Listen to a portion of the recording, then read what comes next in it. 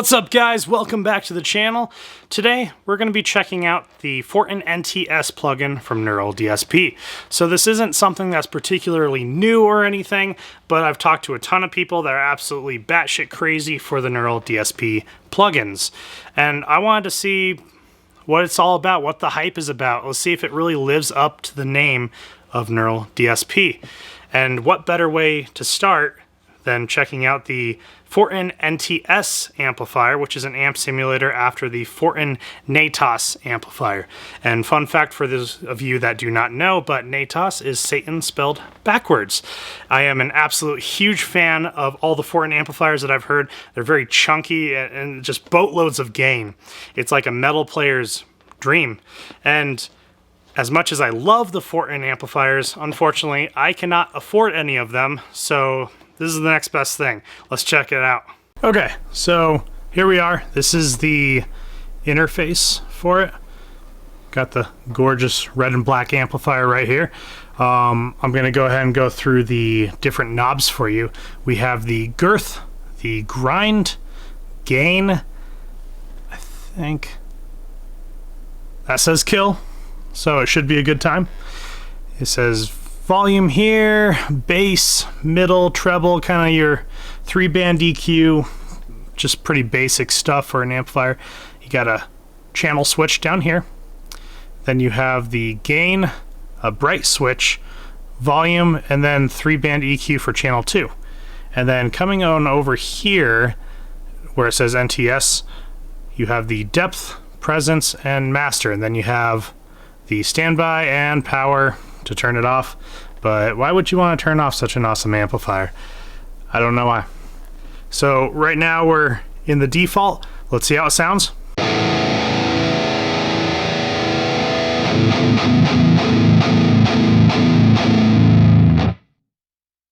Sounds awesome. That's a ton of gain, I'll tell you what.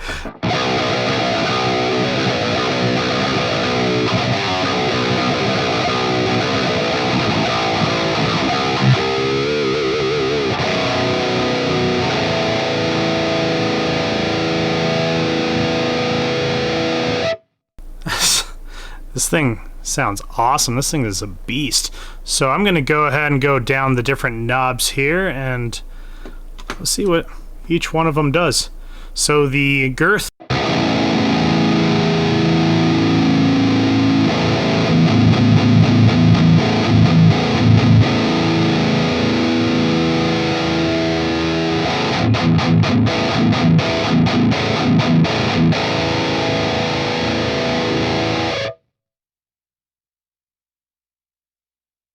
The grind.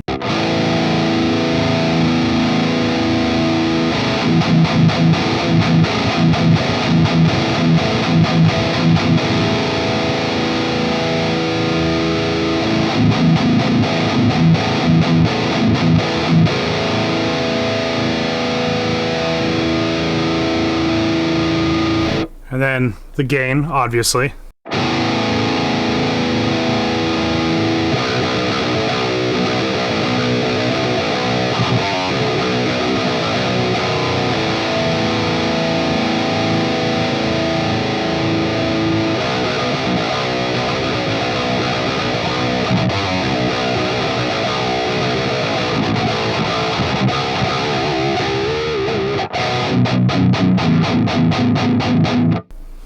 Yeah, this amp has a absolute boatload of gain. I'm gonna put the gain right around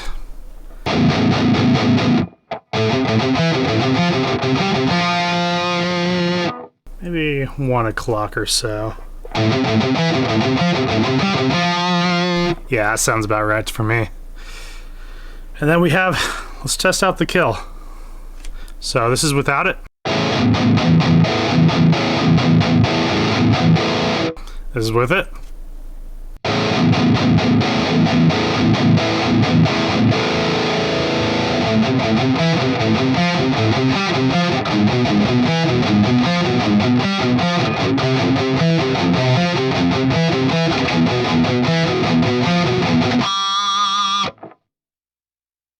Let me see without that.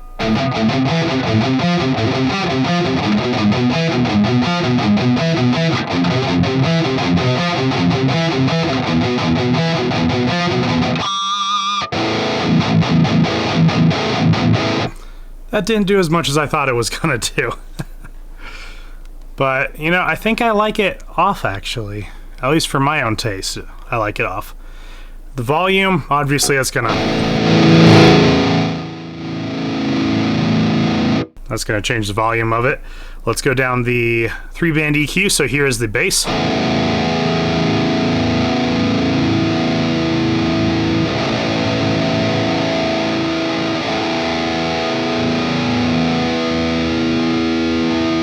The middle.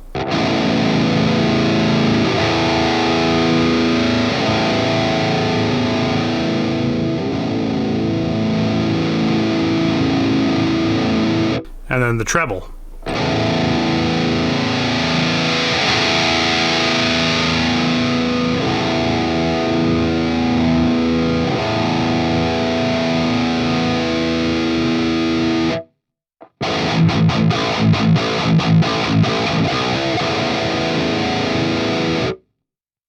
And then over here where the NTS is, it has the depth, presence, and master. So let's work with the depth.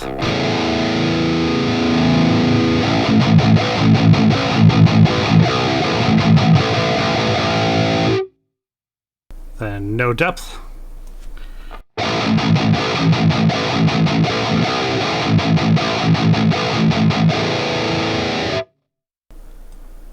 So that guy kind of acts like what a resonance knob on a 6505 would be.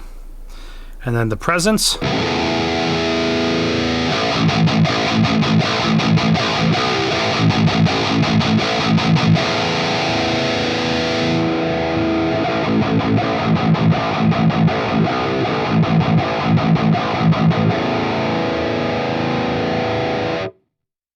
Let's bring that guy back up here.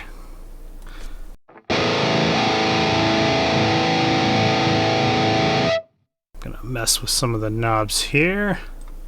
Let's bring up the bass, maybe mids a little bit.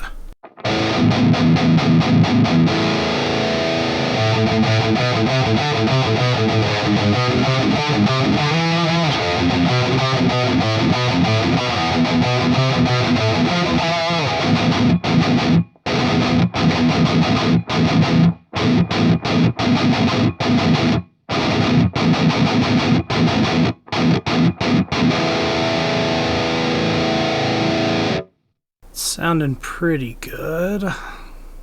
Let's switch on over to channel 2. Let's take a look at channel 2.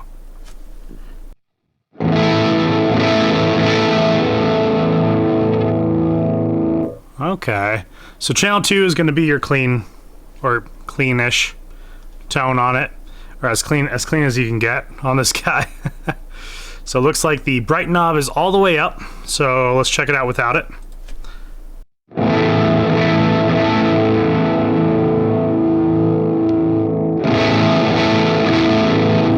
I like the brightness on there.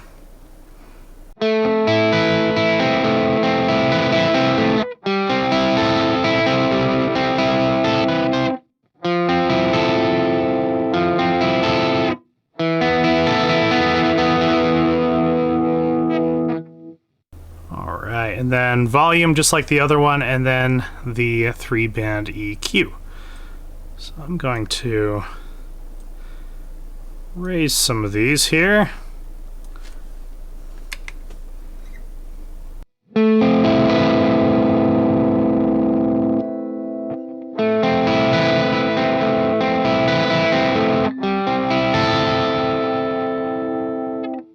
Lower the gain a little bit.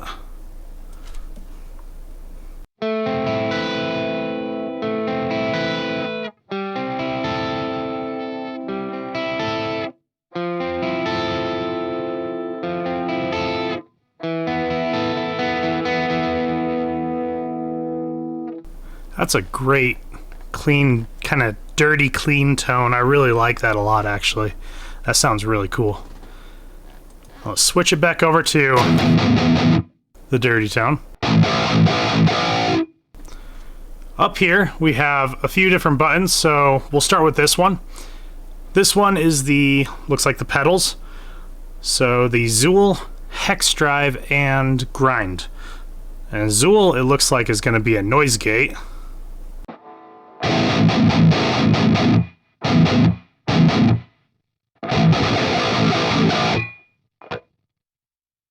We'll turn that right back up. Probably around right there.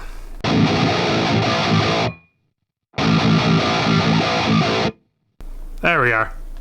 That sounds nice and tight. Perfect. Then hex drive. I'm pretty sure it's just going to be your overdrive pedal, kind of like a tube screamer. So this is it without it.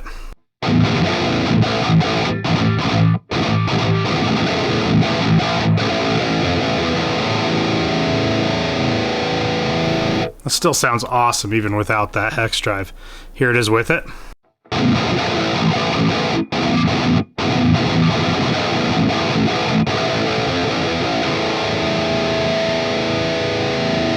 But it adds that nice high-end kind of sizzle right on top of the gain that everyone likes, including myself. So the tone knob, let's try turning that up a little bit.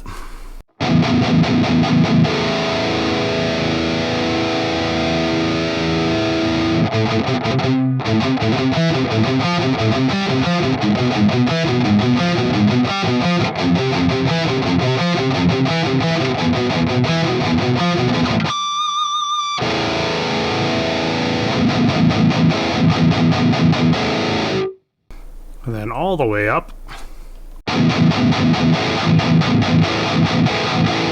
Maybe too much. Let's bring that down. I kind of liked it at that 12 o'clock. I liked it where they had it set.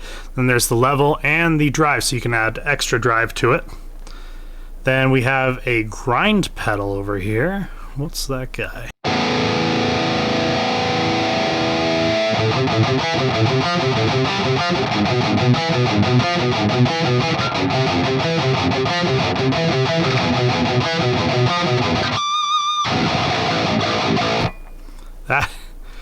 That really brings out a lot of the high end. So that's almost like a presence knob on a pedal. So if we bring it down. Okay, so that's almost like another distortion kind of shaper. I think I like it without it. It has a lot more body without it, but it's a great option if that's something that you're looking for.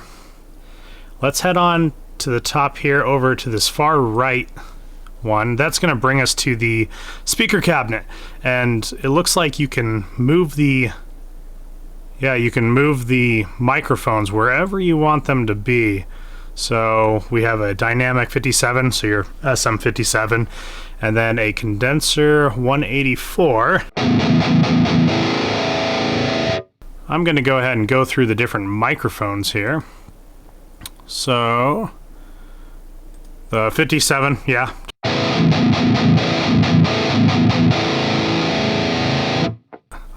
There's a reason the 57 is the industry standard.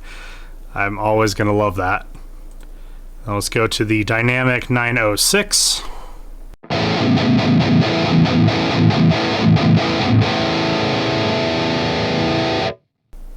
The dynamic 421.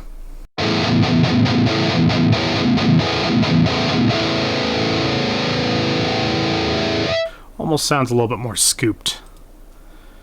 The condenser 184 is what we started with. Let's go with the ribbon 160.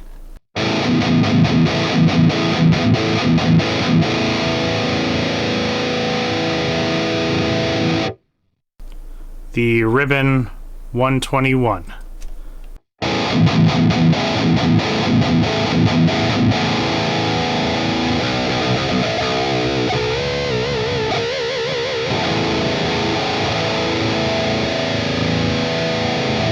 I like that one because that one adds a bunch of kind of low-end body to it almost. But let's bring it back to this guy.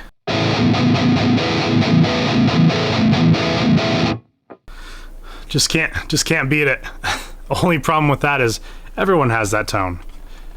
But I definitely dig it for sure. And then here at the bottom, it looks like you can load your own custom IR, which is awesome because especially in today's day and age of music, IRs are kind of a big deal right now. And then you have your position, your distance, your level of the microphone. You can turn it on and off.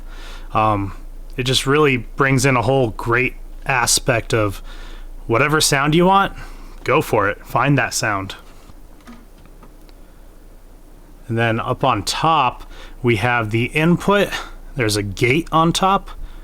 A mode, you can go mono to stereo, oversampling, normal or high. And then there's presets that come with it. So we have artist presets right here.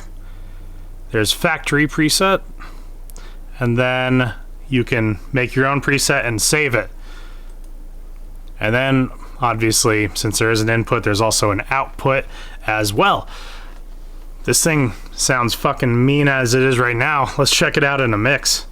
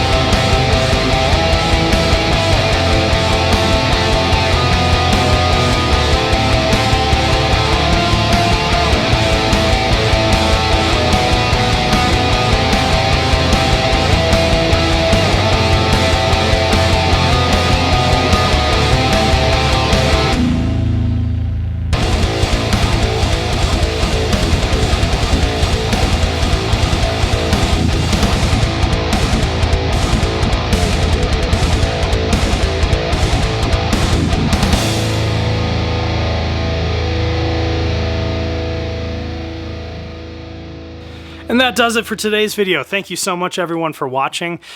I absolutely loved this plugin. That sounded really, really freaking good, especially for it being an amp simulator and not the actual amp right there. But I want to know, what did you guys think about it? Let me know down in the comments below. And then if you could smash that like button, that would be a huge help to me. And don't forget to subscribe to my page and hit that bell notifier so that you never miss a video of mine again.